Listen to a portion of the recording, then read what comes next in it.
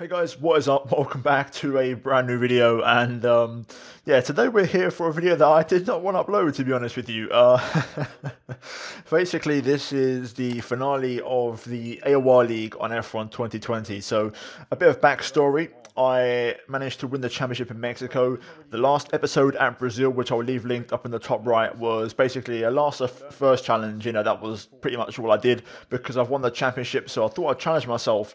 And this race, Abu Dhabi, the season finale, I thought I'd do the exact same thing and start from the back.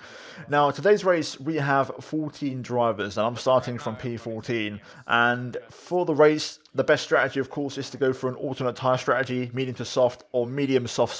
You know, the one or the two stop are pretty close in terms of performance. Now, I felt pretty decent, pretty quick, you know, with the practice I did. And I was confident that I could actually do a better job than the last race, which in Brazil I went from P18 to P3. So, yeah, the benefit of starting from P14 is going to help us a lot. So hopefully we could try and win this race here today and end the season on a high. But as you can probably tell by the title and thumbnail probably, I forgot to load my setup. And it was a pretty funny moment for me. You can see right now, I'm kind of streaming at the time. I'm interacting with my chat. And you can see in the top of the screen, the timer is starting to go down. And it was pretty much 5 seconds after this that I quickly realized I made a big mistake. And to be fair, I'm going to give you guys my reaction to when I realized I made this mistake live on stream. And then there's certain corners of like double apexes, like for example Vietnam, like turn 2, 3, 4, 5. That's like, you must, I think you're taking a completely different line to what the game tells you around there. Like there's certain things you just need to, like, it makes no sense. Oh shit, I didn't know the setup. Oh no. That's a big yikes.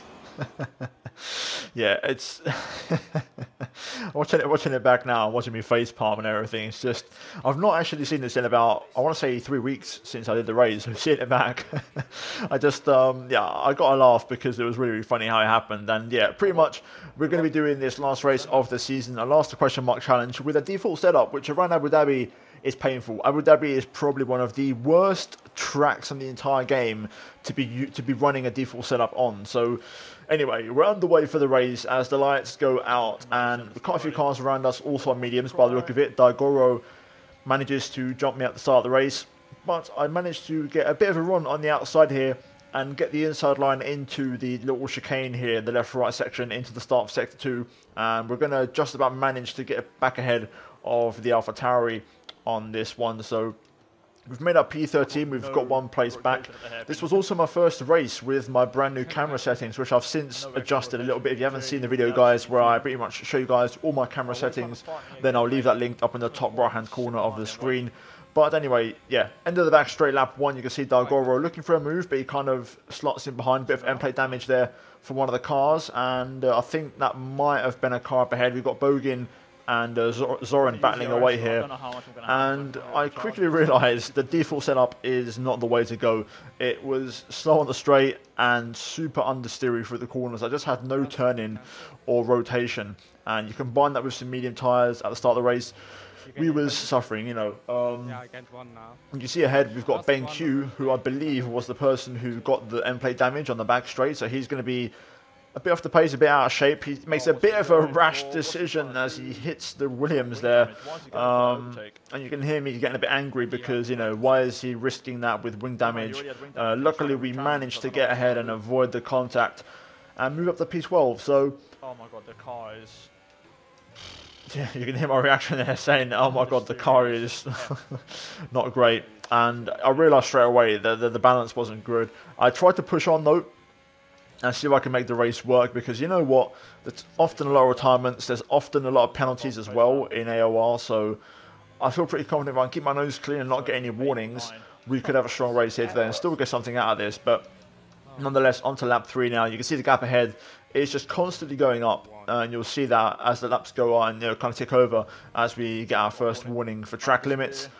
Again, not something I would have gotten normally, but because the default setup is so bad, I got a warning. So yeah, lap 6 now, Dan Freyler in the pit lane. He was, I believe, the race leader, so we're almost already a full pit stop behind after 6 laps, because I believe Freyler, you'll see in the top left, he's going to rejoin about 7 seconds behind me, I think, if I'm not mistaken. So yeah, that's goes to show how far behind we were and how slow we were in terms of the pace. And yeah, Fader rejoins about, let's say, 8 seconds. Let's round it up to 8 in terms of what the gap is. We cut on to the end of lap 7 now, and the gap is down to 5.2. So he's gained like 3 seconds already in about a lap. So yeah, Jan Fader very quick. He gets past Igoro. We've got a yellow flag ahead, as I believe my teammate Florian Napik got spun by somebody. So no VSCR safety car from that, but nonetheless, you know, we're gonna push on and hope that we can get something out of this. So the gap is still going up. You know, Bogin and Zoran are pulling away from me here, so the pace isn't quite there. I am relying on some mistakes as we get a second warning for track limits at the exact same corner as before. And yeah, you can see I've got so much understeer in the car. These corners are so painful. They're so slow. As I try to get through them, we can't even set a personal best, you know, at this kind of pace, which is quite depressing. As I believe Jan Fader is going to set a even quicker, fastest lap here on lap 8 of the race. We move on to lap 9 now, pretty much. I'll start lap 9, and we've got Duza in the pit lane from McLaren, and he's also got a 3-second time penalty, so we're going to gain P10 and make our way into the points. Meanwhile, Fader now less than 2 seconds behind us. He's rapidly closing in on me, and by the end of the lap, you can see he's already caught up. He's 3 tenths behind, and I'm actually going to wave him by here because I've got no pace at all. So I'm actually going to go lean revs and just let him go through, because there's no point in me holding him up. He's a lot quicker. And, you know, it's just going to be a pointless exercise for both of us. He gives a little weave there to kind of thank me for letting him by. So, yeah. Lap 11 now. We've got Kalachu in the pit lane. So we're going to move up to P10 once again. Also, Norbert Jakob in the pit. So that's going to give us P9. Norbert going for a soft tyre. So he's going for a 2-stop. As Duza sets a new fast lap of the Grand Prix. Kalachu also has a 3-second time penalty. So those penalties are starting to stack up, which is good for us. And at the end of lap 11, you're going to see now Norbert Jakob on soft tyres a lot quicker as well, just like Jan Fader. And we're going to do the exact same thing. We're going to let him just go by, because I actually got so much understeer in the final corner. It was unbelievable. I actually completely missed the apex. So by default, I just decided to let him go through anyway. Zoran was in the pit lane as well there for Ferrari. As we look behind, you can see we've got Kalachu and Duza with time penalties. And look at this. Stopping power at all. Yep, no stopping power at all. I don't know what it is, but the default setup around here just feels like you've got no brakes as well. You know, on top of the understeer and the oversteer, it just, you can't brake as late as you normally would. And I was braking at my usual braking point, but I just couldn't get the car slowed down. And now, lap 12, my teammate FK, Florian Knapik, crashed into the pit lane exit. So this wall right here, it triggers a VSC, so I'm going to pit for soft tyres, because this could actually give me a bit of an opportunity here, you know, a free pit stop for the soft tyres. We're going to have to stop again anyway. We are 2-stopping this race, and it's going to be good in terms of we're going to benefit entirely from this, and we're going to get a cheap pit stop. So this could be massive for us. We're going to get the soft tyres on. I'm going to make a bit of an adjustment on the front wing as well. We're going to go down from 5 on the front wing to 3 to try and give me a bit more straight line speed. But unfortunately, as I rejoin the track, the timing on this was unbelievable. I don't know. Haha, I got ahead of the Ferrari, so I've got no delta. Oh shit, never mind. Oh. And again, instant karma hit me straight away there. It was unbelievable. Literally saying I was going to, you know, get ahead of the car behind, and I got screwed pretty much instantly. So yeah, pretty much this was the nail in the coffin. I have a bit of a rant, you know, in terms of the bad luck I had there with the timing. And Zoran here is going to make a move. He pit a few laps ago, so his soft tyres are not particularly fresh. I will have an advantage, and at this stage I let him by because I wasn't focused. But what I'm going to do is I'm going to quickly re-overtake and get back by, because I've got more pace and fresher tyres. But yeah, pretty much we're now sentenced to a drive-through penalty, and I've still got to make another stop this race. I've still got a default setup on, so you know how this is going to go. I've also got 2 warnings for track limits. And for once, I think for the first time ever actually, I'm actually going to end up retiring from the race, because yeah, I wasn't going to get anything out of it. We got another warning there. We got a 3-second time penalty. On top of the drive-through, we're already P10.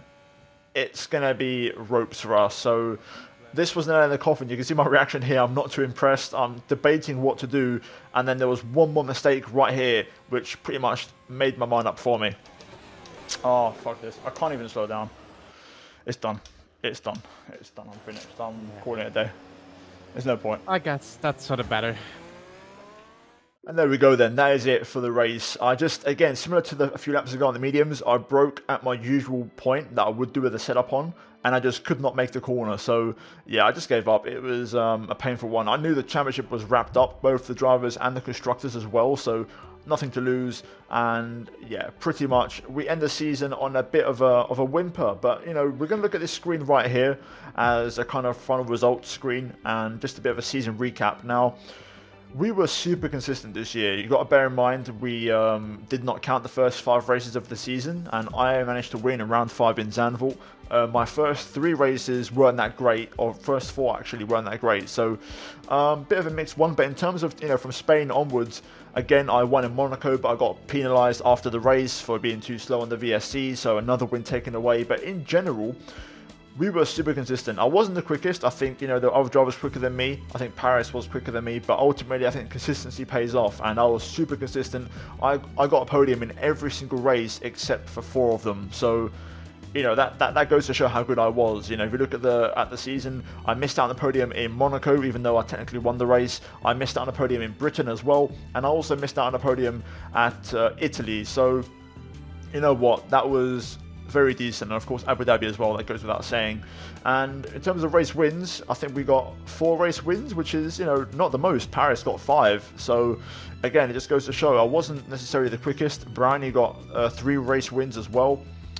Failer got 2 race wins, so the race wins are definitely shared. And I want to mention, for example, people like Dylan Warren. They're very, very fast in P7. You know, he's ahead of me in the championship in PSGL, for example. So it just goes to show I delivered when it mattered in AOR. I did put the practice in. I tried hard because I wanted to win the championship, and the consistency paid off, and that's what it's all about at the end of the day. And we won the championship and finished the championship with 77 points in our pocket. So a very good season overall. My teammate Florian Napik, he finishes in P12 with 23 points, and we win the drivers and constructors championship. So a clean sweep all round, and I'm very happy with that one. And just in general, my AOR season was very consistent, and I'm thankful for it. A bit of a shame the attendance wasn't great, but I do believe AOR are making great steps to try and fix that for next season. I don't think I will be racing next year. I'm going to be focused elsewhere, but I do wish them well, and hopefully they have a good season 21. But guys, that's going to be it for the story in AOR for me this season. Hopefully you enjoyed the ride, the final video of the series, and the full playlist will be linked down below in the description, guys, so go check that one out. But yeah, guys, if you enjoyed today's video and a bit of a kind of a banter video in a way, then slap a like on it. It lets me know you enjoyed the video. Subscribe for more league racing content on the channel. I currently race in top split of PSGL, PC, and ORL, so check those out on my channel. And thank you as always to the members of the channel, especially the new ones recently. I really, really appreciate it. And finally, check out the 2 videos on screen if you have missed them. But guys, that's it from me here today, and I'll see you next time. But until then, take care, and this is goodbye from me.